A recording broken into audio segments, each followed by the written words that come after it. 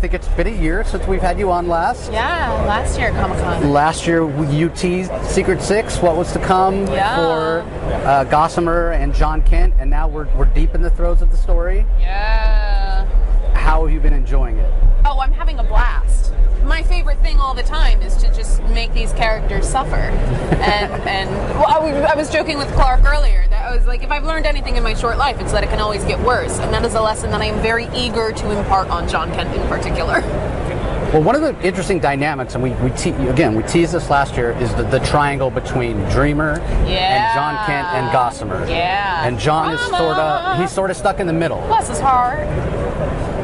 I have been going under the theory, and again, we don't want to spoil, I've been going under the theory that by the end of this, Gossamer, Jay Nakamura, may go full villain. Ooh, I don't know what I can say. You know, I think villain is such a dirty word. You know, is Magneto a villain? Right. You know, he was right. Ethically, morally, we could get into the semantics of it. But Jay Nakamura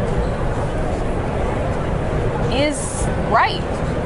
He has been routinely victimized, not only by dictators, but as we're learning, as we just learned in 5, specifically by the United States government, who has routinely, colonialism bad, imperialism bad, in so many words. And so he is right to be angry and to grieve. He has lost everything. He is right to want to tear down systems of oppression and rebuild them with goodness and protecting people and equality and freedom in mind. That just becomes a hard thing to do when your boyfriend is Superman, who is married to a very specific code of conduct. And for Gossamer, he's like, look, man, I was born and raised in radicalism and the revolutionaries, and like, you're not really going to convince me that some bad guys just need to die. It's very interesting, too, because the first, it's truth. It's the first one, truth, justice. And it is a hard truth, indeed. And in a way, Jay's almost more devoted to truth, or just as devoted 100%. to I'd say more. I'd say more. And so, this is sort of an evolving of the character, but also I kind of get the impression that this is sort of who he always was. You've worked with Tom Taylor before. Jay Nakamura is a character that Tom created.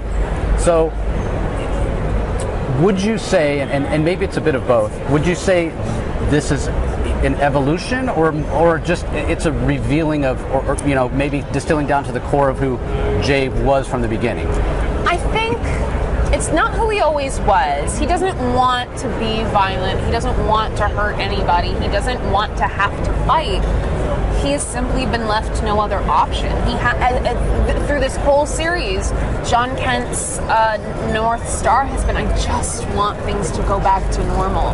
Things have been so awful for so long, and it always feels like there's another fight and another dictator and another war, and I just want to go back to apartment hunting in San Francisco with you, and I want to start our life, and for Jay, he's like, I have no normal to go back to, and that is what you don't understand. Your parents will always be fine because they're Superman and Lois Lane. My mom was unceremoniously pushed out a window, by the way, by an evil clone of your dad, at the behest of Amanda Waller working on the authority of the United States government. So how can I go back to normal? There is no normal for me anymore. So an evolution, and less an evolution. It's more just, what else can he do?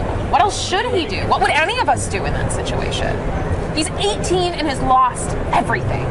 Have you talked to Tom, or has Tom mentioned anything? Yeah. He's very sweet. He just, I'm always blown away by how much faith he puts in me. But he just sent me an email, a text, like a day ago asking about, hey, can you do a dialogue pass on this? Does this sound right? And I was like, thank you. Of course it does, because you're amazing and you're a brilliant writer. It was really sweet. He had sent me this really, really beautiful, trans-affirming thing he was working on and wanted me to sensitivity read it. This is so perfect. That's awesome. I love it. That's He's awesome. really great. He's one of those people who's like, he's doing all the right things for like the right reasons. Yeah. I adore him. Yeah, and I've talked to him about this before, and it's like, when you work on a character, like I said, Jay Nakamura is a Tom Taylor creation, but he also knows that other writers are going to play with the toys. Yeah. So you can't have too much ownership on it. And kind of on that note, this is Secret Six, but a different version of the Secret Six that we've seen before. But you're still pulling in, we've got Catman, we've got Banshee, we've got Deadshot. What's that experience been like? Because you're still relatively new to this, and it was still one of my favorite moments at the con last year when Mark Waid on the DC panel in front of everybody sung your praises. That was awesome. I was so happy for you. I was unwell. I was vehemently unwell after that. I didn't know what to do with my hands. I didn't know what to do with my face. That was really sweet. Yeah, it's been fun. I mean, Secret Six was daunting just because it is so beloved and it is so incredible. And I was not as familiar with it as I ought to have been when I first joined it. So when I was assigned to this, and I read all of it because how can you not? You can't just. It's like a Lay's chip. You can't read just one. You have to keep going. Yep. I was like, wait, I'm sorry. They go to hell? Hell yeah. Oh, his mom's a lion who's eating his dad for all eternity, and it's fine because that's her heaven. Love. First of all, girl boss. It was daunting because I knew I wasn't going to be able to replicate it. And I knew I kind of had to do my own version of it and not try to emulate what Gail does.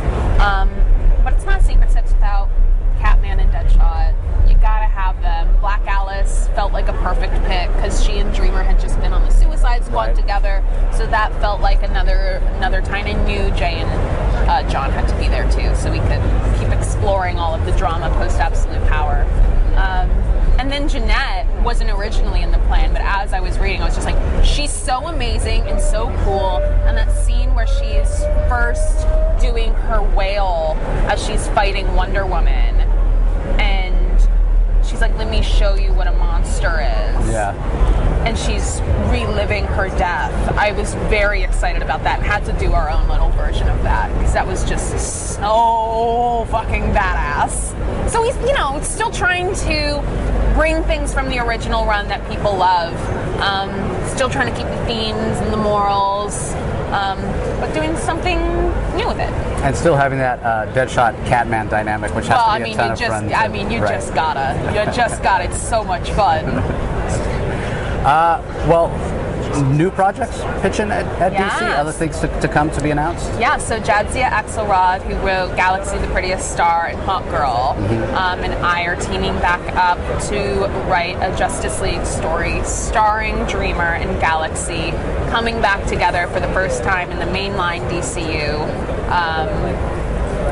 And it's going to be them, Star Sapphire, Adam Strange, and Green Arrow go into space because Naltor has been taken over. Wow. It's going to be really fun. And of course, so Galaxy, of course, shows up. Yes. She's like, Nia, how's it going? And she's in the House of Secrets with Catman and Deadshot and Black Alice. She's like, I missed a chapter, but good to see ya. Well, as you continue to do work at DC, obviously that we haven't even mentioned her, her name only in passing. Nia, Dreamer, the character you brought to life in the CW universe. You continue to be a fantastic steward for her, and I know, especially for young fans, anyone who's transitioning, who kind of needs a good role model, and you take that very, very seriously. So, kind of on that front, how have things been going? I mean, it's so funny that you say that I'm such a good steward for her because I feel like all I'm doing is putting her through unimaginable trauma and making her like the worst possible version of herself.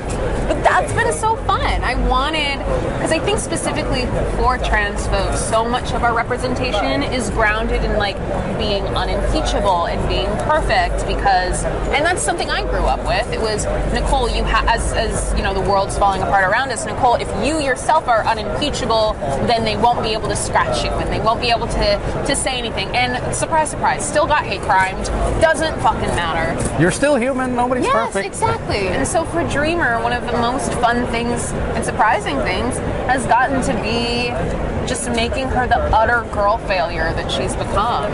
Everything she touched turns to shit. And so now going into Justice League, we get to have her and Galaxy reconvene. Galaxy is at the top of her superhero game. She's like, man, we're gonna join the Justice League. It's gonna be a moment just like when we were kids. This is everything we've ever wanted. Dreamer's like, dude, I have messed everything up. Why the hell would you come to me for help? Right. What makes you think that I'm going to bring anything positive to this group? So it's been a really fun arc and I'm excited now that she's really in the pits. I'm excited to get to bring her back up again and now kind of use that momentum and propel her into the Dreamer that we all knew and loved from the show. Yeah, but I mean, getting back to Jay and her relationship, that's what's so interesting to me, because Jay's lost everything, but in a way, Nia has too. Yeah. And they're very similar, and they just can't get past the part where she helped Amanda. Yeah. And even though she didn't have a choice, it doesn't matter. And they don't necessarily see it in each other, the bad traits that they share. Yeah, they're very similar. Because she's, it's almost like Catholic guilt that she has. 100%. She can't let it go that she messed up, and she cared. She cared about Jay. They were friends. Yes, exactly. And and that has been her. What propels her through all of Secret Six is I'm just trying to do everything I can to prove to you that I am your friend, that I didn't have a choice, that if it was up to me, I would have helped you, and I would have tried to save your mom. I did. It almost killed me. So what else do you want me to do, man? Yeah, and going back to the idea of the similarity, too, with, as you said earlier, with Jay getting to the point where he might be willing to cross that line. Yeah. Secretly, she's kind of in the same boat where she's she already crossed that line. That's what Suicide Squad was about. She was there. I remember when there's the scene in Suicide Squad where they're on the army jet going back to Gamora, to Amanda's base, and she's building her metahuman prison on Gamora, and Dreamer crashes the plane into it, and they said, Nicole, you have to make sure that there's a line of dialogue specifying that there's no one in the building.